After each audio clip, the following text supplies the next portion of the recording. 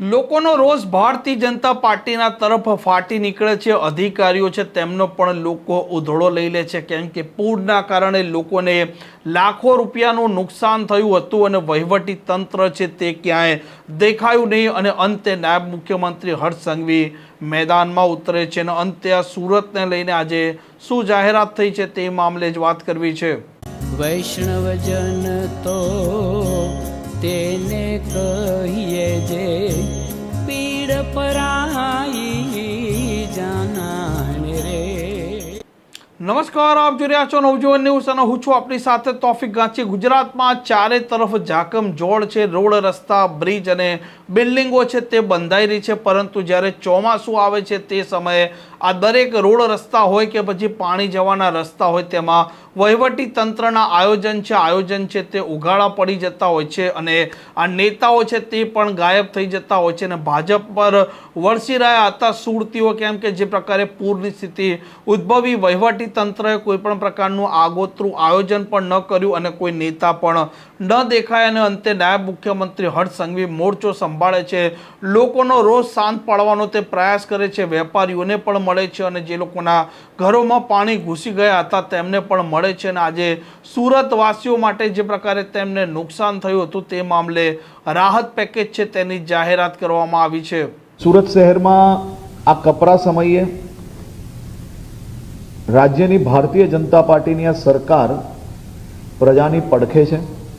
વેપાર ધંધા ફરી કોઈ સામાન્ય મધ્યમ વર્ગીય વેપારીઓ જેને ઇન્સ્યોરન્સ ના હોય અને અચાનક આ ભારે વરસાદ આવવાના કારણે તેનો વેપાર ઠપ થયો હોય, તેને નુકસાની થઈ હોય, તેવા લોકો જોડે રાજ્ય સરકાર કઈ રીતે મદદગાર થઈને તેમનો વેપાર ફરી ચાલુ કરાવી શકે, તેમને નુકસાનીમાંથી બહાર લાવવામાં ફૂલ નહીં તો ફૂલની પાંખડી અને એને ખભે ખભા મિલાવીને એની જોડે મદદગાર થઈ શકે તે દિશામાં રાજ્ય સરકાર દ્વારા ખૂબ ડિટેલ્ડ સર્વેના આધારે મહત્વના નિર્ણયો આજે મુખ્યમંત્રીશ્રીએ રાજ્યની કેબિનેટ બેઠકમાં લીધા છે અને રાજ્યના સૌ નાગરિકોને મદદગાર પહોંચાડવા માટે એક મહત્વનો નિર્ણય લીધો છે।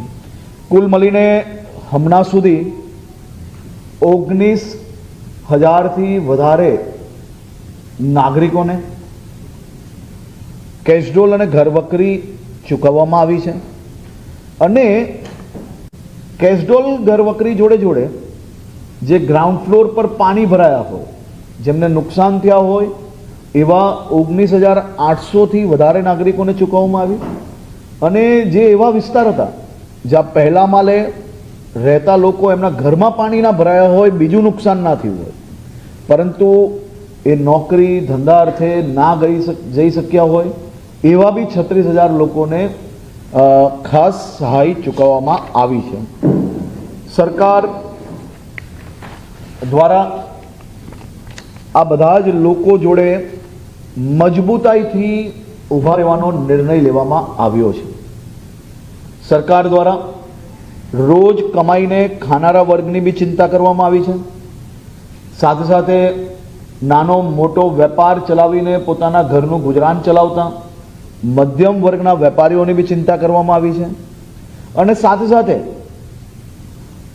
મેન્યુફેક્ચરિંગ કે નાની મોટી ઇન્ડસ્ટ્રીઝ ચલાવતા હોય એવા બી લોકોની ખાસ કરીને ચિંતા કરવામાં આવી છે। આ પેકેજ સહાયમાં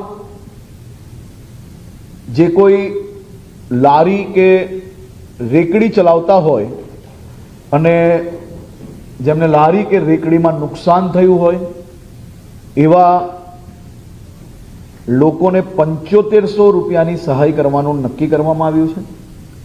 જેની નાની કેબિન હોય 40 ફૂટ સુધીની એવા સૌ લોકોને 25,000 રૂપિયાની સહાય કરવાનો નિર્ણય લેવામાં આવ્યો છે।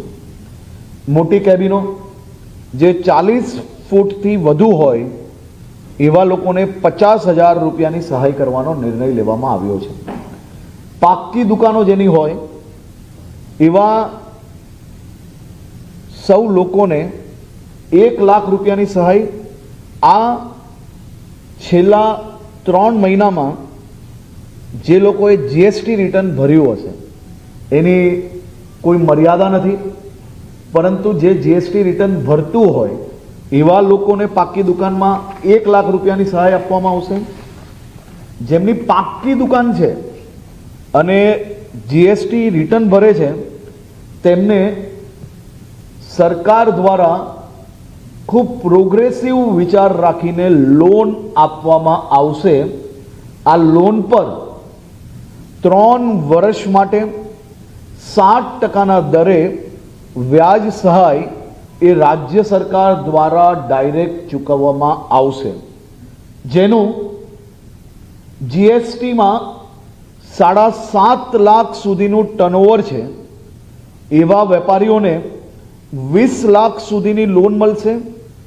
વધુમાં વધુ એટલે કે સીધું આવા વેપારીઓને 5 લાખ રૂપિયા વ્યાજ સહાય એ રાજ્ય સરકાર દ્વારા ચૂકવવામાં આવશે. 7.5 લાખથી 15 લાખનું જેનું ટર્નઓવર છે એવા વેપારીઓને 25 લાખ સુધીની લોન મળશે, જેમાં 8 લાખ રૂપિયા રાજ્ય સરકાર દ્વારા તેમનું વ્યાજ ચૂકવવામાં આવશે. 15 લાખથી વધુ જેનું ટર્નઓવર છે એવા વેપારીઓને 30 લાખ સુધીની લોન આપવામાં આવશે. વધુમાં વધુ એટલે કે 10 લાખ રૂપિયા સીધા રાજ્ય સરકાર આવા વેપારીઓનું વ્યાજ ભરવાનો નિર્ણય લેવામાં આજે આવ્યો છે. હું પ્રક્રિયાની એકદમ પારદર્શક કઈ રીતે રહી શકે, સૌ લોકોને ઝડપથી લાભ કઈ રીતે મળી શકે તે માટે રોકડ સહાય અથવા વ્યાજ સહાયમાંથી કોઈ પણ એકની પસંદગી કરવાનું રહેશે. જેવા લોકો 5 લાખથી બી અંદર જીએસટીમાં છે તેવા લોકોની બી આમાં ચિંતા કરવામાં આવી છે. તેવા લોકોને સીધા 1 લાખ રૂપિયાની રોકડ સહાય મળશે. જે જીએસટીમાં ભરી રહ્યા છે એવા લોકોને આ વ્યાજ સહાયથી 5 લાખ રૂપિયા, 8 લાખ રૂપિયા અને 10 લાખ સુધીનું વ્યાજ સીધું રાજ્ય સરકાર ભરવાનો નિર્ણય લેવામાં આવ્યો છે. તમામ લોકોને પહેલા જ દિવસે અપીલ કરવામાં આવી હતી કે આપ પોતાની દુકાન, ફેક્ટરી કે જે કંઈ ધંધો ચલાવો છો, જો ત્યાં પાણી ભરાયું હોય, નુકસાન થયું હોય તેનો વિડીયોગ્રાફી અને ફોટોગ્રાફી એ મોબાઈલમાં લેવું, જેથી આને સરળતાથી અપ્રુવલ કરીને આ લોકોને લાભ આપી શકીએ. આની તાત્કાલિક કલેક્ટરશ્રીના માર્ગદર્શનમાં એની ટીમ દ્વારા આ ફોર્મ 48 કલાકમાં લેવાની શરૂઆત કરી લેવામાં આવશે અને તાત્કાલિક આ લોકોને રાહત ચૂકવવાનો બી નિર્ણય રાજ્ય સરકાર દ્વારા કરવામાં આવ્યો છે. એની સાથે સાથે એક ખૂબ મહત્વનો નિર્ણય એ રાજ્યની ભારતીય જનતા પાર્ટીની ભૂપેન્દ્રભાઈ પટેલની સરકાર દ્વારા આજે લેવામાં આવ્યો છે. જેમના ઘરોમાં પાણી ભરાયું હશે, જેમની દુકાનોમાં પાણી ભરાયું અને નુકસાન થયું હશે, જેમના નાના મોટા વેપારના સ્થાનોમાં પાણી ભરાઈને કંઈ નુકસાન થયું હોય અને વિડીયોગ્રાફી, ફોટોગ્રાફીના આધારે એવા તમામ એકમોને 1 વર્ષ માટે,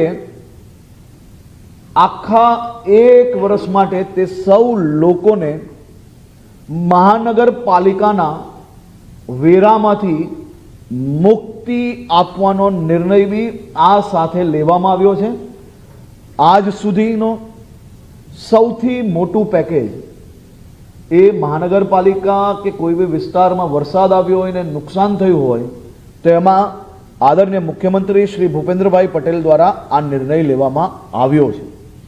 હું મારા સૌ સાથીઓને અને સૌ નાગરિકોને વિનંતી કરું છું કે કલેક્ટરશ્રી દ્વારા આની સંપૂર્ણ માર્ગદર્શિકા જેવી જાહેર થાય એવું તાત્કાલિક આપની નુકસાની તથા વેરા મુક્તિ માટે બી મહાનગરપાલિકા દ્વારા સર્વે કરાવીને એ સોસાયટીઓને સંપૂર્ણ 1 વર્ષ માટે વેરા મુક્તિ માટેનું બી કાગળો લોકોને પહોંચાડવામાં આવશે. આ પ્રકારના સમાચાર માટે નવજીવન ન્યૂઝ ચેનલ સાથે જોડાયેલા રહો. નમસ્કાર.